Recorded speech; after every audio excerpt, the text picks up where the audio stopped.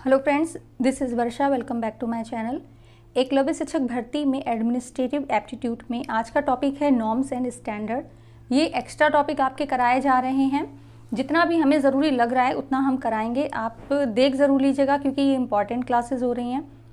जो 18 वर्ष से कम उम्र के बच्चे हैं उनको हॉस्टल में रखने पर क्या नियम कायदे कानून होते हैं, क्या ज़रूरी होता है, उनके बारे में हम यहाँ पर देखेंगे। स्टार्ट करते हैं। वीडियो चैनल पर नए हैं तो प्लीज़ चैनल को लाइक, शेयर एंड सब्सक्राइब ज़रूर करें। 18 वर्ष से कम उम्र के बच्चों के लिए छात्रावासों और आवासीय शैक्षणिक संस्थानों को नियंत्रित करने वाले मानदंड और मानकों के बारे में आज जानेंगे। क्योंकि जो हॉस्टल आपके एकलव्य शिक्षक भर्ती के हैं वो आप लगभग 12th क्लास तक होंगे, ठीक है। तो उस लेवल के जो बच्चे हैं, उस एज के जो बच्चे हैं, उनके लिए क्या नियम होने चाहिए उनको देखेंगे। छात्रावास भौतिक बुनियादी ढांचा की जो फिजिकल इंफ्रास्ट्रक्चर होता है हॉस्टल का, वो कैसा होना चाहिए। 10 वर्ष से कम उम्र के लड़के और लड़कियों के लिए अलग अलग आवासीय सुविधाएं और शौचालय होने चाहिए।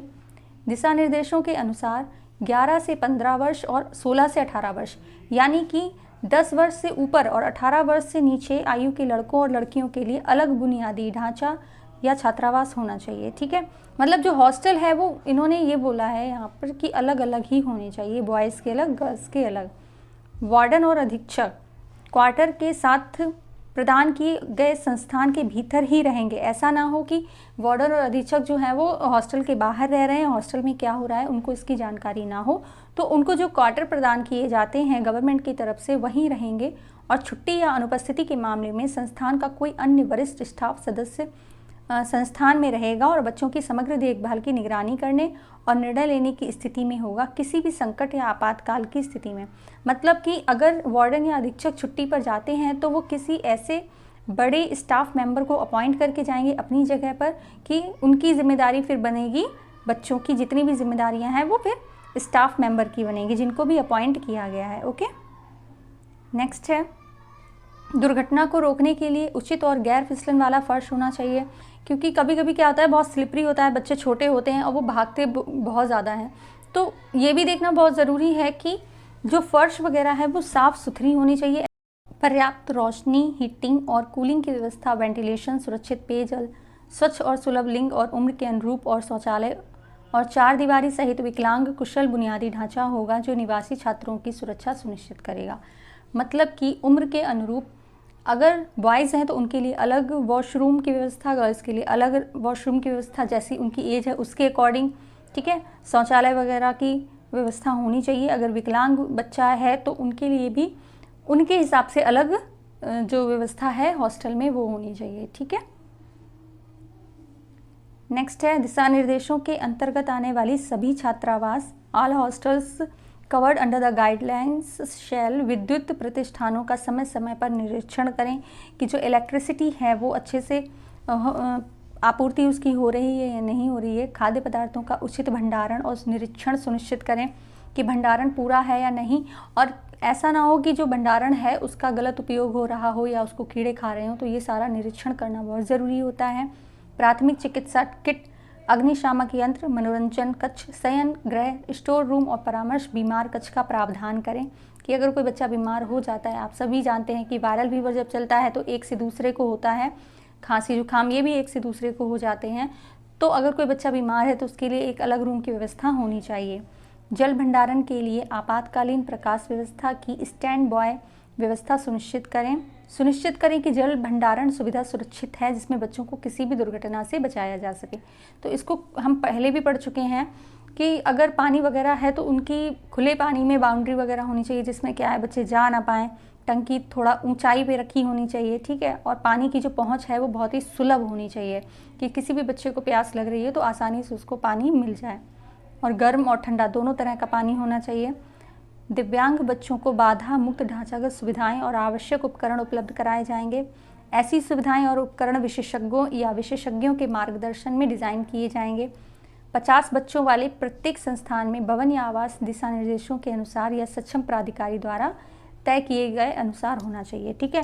कि जो भी आपको मैनुअल गाइडलाइन दी गई है उसी के अकॉर्डिंग आपका जो हॉस्टल है उसको डिज़ाइन किया गया हो और वही सारी सुविधाएं बच्चों को प्रोवाइड कराई जा रही हों। कपड़े, बिस्तर, प्रसाधन सामग्री, अन्य वस्तुओं के लिए न्यूनतम मानक। ये सुनिश्चित किया जाना चाहिए कि छात्रावास में रहने के दौरान कपड़े, पैमाने और जलवायु परिस्थितियों के अनुसार हों। प्रसाधन छात्रावास के प्रत्येक निवासी को तेल, साबुन, अन्य सामग्री जारी की जाएगी। ऐसा ना हो कि बच्चे को साबुन है, हाथ धोने के लिए मिल ही नहीं रहा, तो ये सारी जो आपूर्तियां हैं वो पूरी होनी चाहिए। प्रत्येक बच्चे को छात्रावासों, लड़कों और लड़कियों पर लागू सरकार की योजनाओं के अनुसार पर्याप्त संख्या में वर्दी प्रदान की जाएगी, यानी कि उनकी यूनिफॉर्म दी जाएगी। हालांकि जूतों को बच्चों की वर्दी का अभिन्न अंग माना जाना चाहिए, मतलब बच्चे चप्पल पहनकर नहीं आएंगे। ये भी जिम्मेदारी है हॉस्टल वार्डन की देखना कि बच्चे जूते पहनकर आ रहे हैं या नहीं। अगर नहीं आ रहे हैं तो वो गवर्नमेंट को इन्फॉर्म कर सकता है कि ये चीज़ जो है, इसकी कमी है जूतों की, आप जितने बच्चे हैं उनको प्रोवाइड कराइए। ठीक है। नेक्स्ट है कपड़े और तौलिए, चादर आदि धोने के लिए निम्नलिखित पैमाने का पालन किया जा सकता है कि धोने का साबुन 1 महीने के लिए 3 साबुन 125 ग्राम या समकक्ष वॉशिंग पाउडर, केवल सफ़ेद कपड़ों के लिए आवश्यक सीमा तक सफ़ेदी या ब्लीचिंग एजेंट।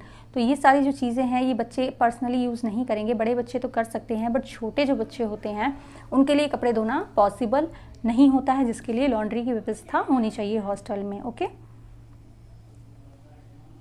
धुलाई के समय बीमार कमरे के कपड़ों को अन्य कपड़ों के साथ नहीं मिलाया जाए। यदि आवश्यक हो तो अधीक्षक अस्पताल में कपड़ों की धुलाई के लिए उपयुक्त वस्तुओं की अलग से जारी कर सकता है। अधीक्षक आवश्यकता अनुसार वॉशिंग मशीन लगवा सकता है। ठीक है, कि अगर लॉन्ड्री या वॉशिंग मशीन पर्याप्त नहीं है तो उनको बढ़ा भी सकते हैं, उनको एक्स्ट्रा भी लगा सकते हैं। और जो बीमार बच्चे हैं या बीमार कमरे की जो बेडशीट्स है, चादर हैं, उनको नॉर्मल बच्चों के कपड़ों से अलग रखना चाहिए। नेक्स्ट है डेली रूटीन।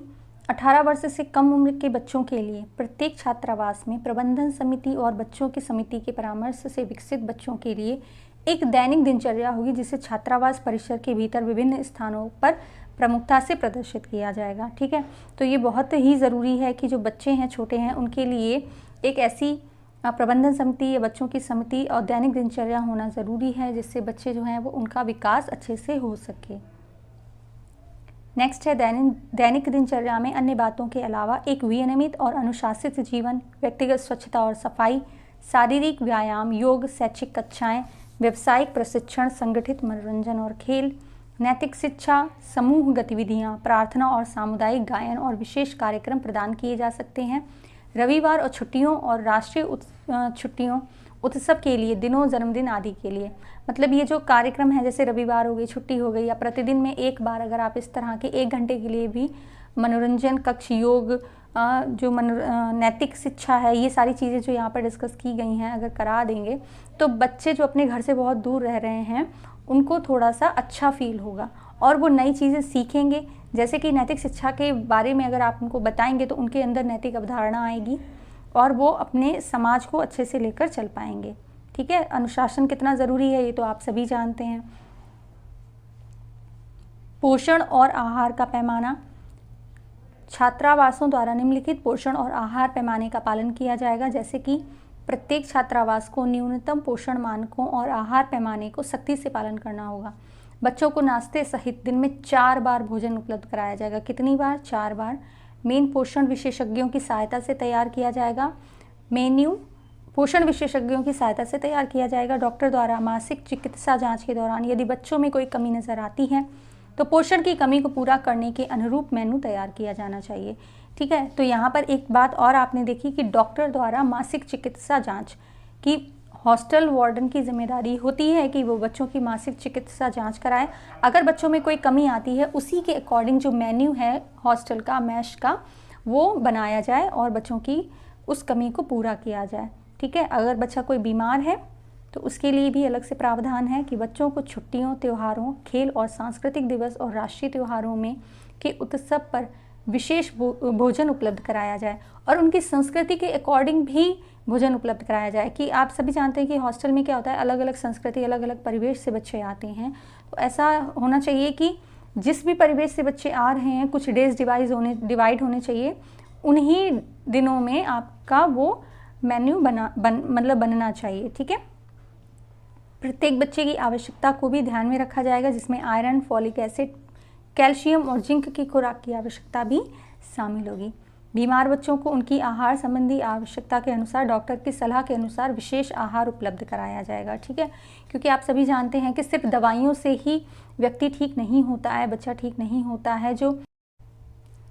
जो सही आहार है वो बच्चे को ज़्यादा जल्दी सही कर देता है। अब आप समझ लीजिए कि अगर उसके पेट में दर्द है एंड आप उसको पूरी कचौड़ी वगैरह खिला रहे हैं तो क्या बच्चा सही हो जाएगा? नहीं। अगर बच्चे के पेट में दर्द है तो आप उसको सादा सी मूंग की दाल, दलिया वगैरह देंगे तभी वो ठीक होगा। तो आहार एक बहुत बड़ा रोल प्ले करता है बीमारी में कि उनको सही आहार मिलना चाहिए। नेक्स्ट बढ़ते हैं। आहार में विभिन्नता मौसमी और क्षेत्रीय विविधताओं के अनुसार हो सकती है। सुझाए गए आहार विभिन्नता नीचे दी गई है। तो यही हम बात कर रहे थे कि जो मौसमी फल वगैरह हैं वो उनको मिलने चाहिए, क्षेत्रीय विविधताएं हैं उसके अकॉर्डिंग उनको खाना प्रोवाइड कराना चाहिए। कि दाल की किस्में जैसे कि तुअर दाल हो गई, यानी कि अरहर, मूंग दाल, हरा चना, चना दाल वैकल्पिक रूप से दी जा सकती हैं। मौसमी फल पर्याप्त मात्रा में गैर पुनरावर्ती तरीके से उपलब्ध कराए जाएंगे, ठीक है। कि अगर मान लीजिए केले का सीज़न है तो केला उनको प्रोवाइड कराया जाए, आम का सीज़न है तो आम प्रोवाइड कराया जाए। मांसाहारी दिनों में शाकाहारी बच्चों को प्रति व्यक्ति 60 ग्राम गुड़ और 60 ग्राम मूंगफली के बीज या लड्डू किसी अन्य मीठे व्यंजन के रूप में 100 ग्राम दिए जाएंगे, ठीक है। तो ये जो काउंटिंग है, नंबर्स हैं, उनको भी अच्छे से याद रखिएगा। पत्तेदार सब्जियां जैसे कि मेथी, पालक, सरसों के पत्ते या कोई अन्य पत्तेदार सब्जियां आदि भी सप्ताह में एक बार जारी की जा सकती हैं। यदि किसी संस्थान में किचन गार्डन जुड़ा हुआ है तो पत्तेदार सब्जियां उगाई जानी चाहिए और अधीक्षक को विभिन्न प्रकार की सब्जियां जारी करने का प्रयास करना चाहिए और यह देखना चाहिए कि एक ही सब्जी कम से कम एक सप्ताह की अवधि के लिए दोहराई ना जाए, ठीक है। क्योंकि आप सभी जानते हैं कि एक ही चीज़ अगर बच्चे को बार बार मिलती रहे तो वो सही से खाते नहीं हैं। तो विभिन्नता होना बहुत ज़रूरी है। मनोरंजन सुविधाएं, आउटडोर खेल कूद के लिए पर्याप्त स्थान उपलब्ध कराया जाएगा। मनोरंजक सुविधाओं में इंडोर आउटडोर खेल, योग, ध्यान, संगीत, टेलीविज़न, पिकनिक, सैर सपाटे, सांस्कृतिक प्रोग्राम, बागवानी और पुस्तकालय शामिल हो सकते हैं। पिकनिक और सैर सपाटे में शिक्षा मेला या वैज्ञानिक मेला, संग्रहालय, प्राणी शास्त्र आदि शामिल हो सकते हैं, ठीक है। कि आप विज्ञान मेला लगा हुआ है वहाँ पर आप पिकनिक के लिए ले जा सकते हैं बच्चों को, किसी म्यूज़ियम में ले जा सकते हैं, ठीक है, जूलॉजिकल पार्क में ले जा सकते हैं। इस तरह से पिकनिक या सैर सपाटे के लिए उनको ले जाना ज़रूरी है। प्रबंधन को समाचार पत्र, बच्चों की पत्रिकाएं आदि क्षेत्रीय भाषा में भी ब्रेल में किताबें जैसा लागू हो, ऑडियो और वीडियो उपकरण आदि उपलब्ध कराना चाहिए, ठीक है। क्योंकि आप सभी जानते हैं हॉस्टल में हर तरह का बच्चा हो जाता है। कभी कभी कुछ ऐसे भी बच्चे होते हैं जिनकी नज़र कमज़ोर होती है तो उनके लिए ब्रेल पत्रिकाएं होनी चाहिए। कुछ बच्चे होते हैं जिनको सुनने में प्रॉब्लम है, ठीक है, तो उनकी उसके अकॉर्डिंग पत्रिकाएं होनी चाहिए और बच्चों में ये हैबिट डालनी चाहिए कि वो उन पत्रिकाओं को पढ़ें भी। ऐसा ना हो कि आपने आपूर्ति कर ली, आपने अब लाइब्रेरी तो सजा ली बट बच्चों को वो चीज़ मिल नहीं पा रही है, बच्चे नहीं पढ़ रहे हैं, तो ये भी नहीं होना चाहिए, ठीक है। क्योंकि जब आप हॉस्टल वार्डन या टीचर बनेंगे तो आपकी रिस्पॉन्सिबिलिटी होती है कि बच्चे को पूरी तरीके से डेवलप करना, चाहे वो नैतिक हो, शारीरिक हो, मानसिक हो, हर तरह से बच्चों को आगे बढ़ाना, सामाजिक हो, ठीक है। मेंटल हेल्थ, छात्रावास में बच्चों की देखभाल में शामिल सभी व्यक्ति एक सक्षम वातावरण बनाने में भाग लेंगे और आवश्यकता अनुसार परामर्शदाताओं के साथ मिलकर काम करेंगे। छात्रावास का वातावरण दुर्व्यवहार से मुक्त होगा जिसमें बच्चों को अपनी स्थिति से निपटने और आत्मविश्वास बनाने में मदद मिलेगी, ठीक है। जिसकी वजह से क्या होता है, एंटी रैगिंग रूल्स वगैरह लागू करने चाहिए। प्रशिक्षित मानसिक स्वास्थ्य पेशेवरों द्वारा मनोवैज्ञानिक मूल्यांकन और निदान के बिना किसी भी बच्चे को मानसिक स्वास्थ्य समस्याओं के लिए दवा नहीं दी जाएगी, ठीक है। ऐसा ना हो कि बच्चा बुखार है या कुछ है और आपने अपने पास से दवा दे दी। तो उनके लिए हमने पहले भी डिस्कस किया है इस बारे में कि कुछ हॉस्पिटल्स हैं, डॉक्टर्स हैं, उनसे पर्सनली कांटेक्ट करते रहना चाहिए कि अगर बच्चे बीमार हैं तो तुरंत डॉक्टर को कॉल किए और डॉक्टर आपके जो हॉस्टल है उसमें आ जाए, ठीक है। तो इस तरह के जो इम्पॉर्टेंट रूल्स हैं उनको ध्यान में रखिएगा। व्यक्तिगत चिकित्सा एक विशेष प्रक्रिया है और प्रत्येक संस्थान जहां भी आवश्यक हो एक महत्वपूर्ण मानसिक स्वास्थ्य हस्तक्षेप के रूप में इसके लिए प्रावधान करेगा। ये देखना ज़रूरी है कि बच्चे जो हैं वो ऐसा ना हो कि अकेले बैठे हुए हैं, कुछ उनको परेशान कर रहा है, तो ऐसे बच्चों की भी जांच होनी चाहिए। यह वांछनीय है कि प्रत्येक संस्थान में बच्चे के लिए विशिष्ट और नियमित व्यक्तिगत चिकित्सा के लिए प्रशिक्षित परामर्शदाताओं और सेवाएं हों। बाल मार्गदर्शन केंद्र, मनोवैज्ञानिक और मनोरोग विभाग या समान सरकारी और गैर सरकार एजेंसियों जैसी बाहरी एजेंसियों के साथ में सहयोग हो, जिसके बारे में अभी डिस्कस किया ही था कि बाहर के जितने भी गैर सरकारी एजेंसियां हैं उनसे भी संपर्क होना चाहिए। कभी कभी क्या होता है ना कि कुछ जो योजनाएं हैं, जो तरीके हैं वो नहीं अपनाए जा सकते हैं, तो उनके लिए गैर सरकारी एजेंसियां अच्छा वर्क कर लेती हैं, ठीक है, तो उनसे भी आपका कांटेक्ट होना चाहिए। नेक्स्ट है, बच्चों को दवाएं केवल प्रशिक्षित चिकित्सा कर्मचारियों द्वारा ही दी जानी चाहिए, ना कि छात्रावास के किसी अन्य कर्मचारी द्वारा, ठीक है। तो डॉक्टर को बुलाना ज़रूरी है। प्रत्येक बच्चे के लिए परामर्श प्रदान करना और उसकी व्यवस्था करना, और ऐसी सेवाओं की आवश्यकता वाले लोगों के लिए विशिष्ट मानसिक स्वास्थ्य हस्तक्षेप सुनिश्चित करना, जिसमें संस्थान के परिसर के भीतर परामर्श सत्र के अलग अलग कमरे और जहां आवश्यक हो विशेष मानसिक स्वास्थ्य केंद्रों को रेफर करना शामिल है। कि अगर बच्चा हॉस्टल में नहीं सही हो पा रहा है तो उसको हॉस्पिटल में ले जाना ज़रूरी हो तो आप वहाँ पर ले जाइए, लेकिन उससे पहले क्या है कि जो बच्चे के माता पिता हैं, गार्जियन हैं, उनको इन्फॉर्म करना ज़रूरी है, ठीक है। तो आई होप आपको आज की क्लास बहुत ही अच्छी लगी होगी एंड यूज़फुल भी है। चैनल को लाइक, शेयर एंड सब्सक्राइब ज़रूर करें। जो भी आपके सजेशंस हैं वो कमेंट बॉक्स में ज़रूर लिखिएगा। Thank you so much for watching.